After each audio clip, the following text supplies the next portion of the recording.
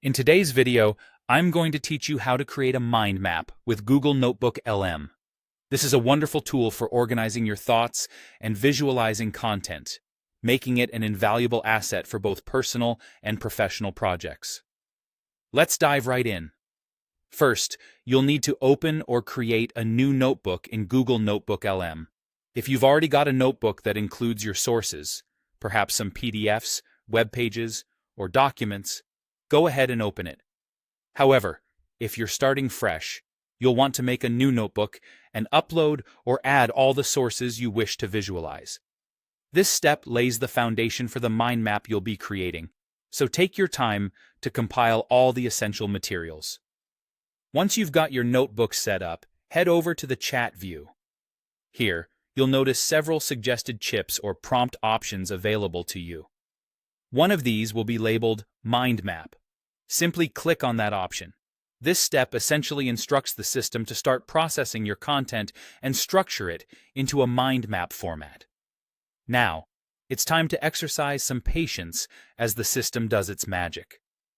Google NotebookLM will take a moment to process everything you've uploaded and generate a mind map.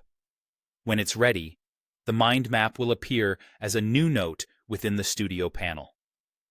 This visual representation of your data is now at your fingertips, waiting to be explored. One of the great features of the mind map is its interactivity.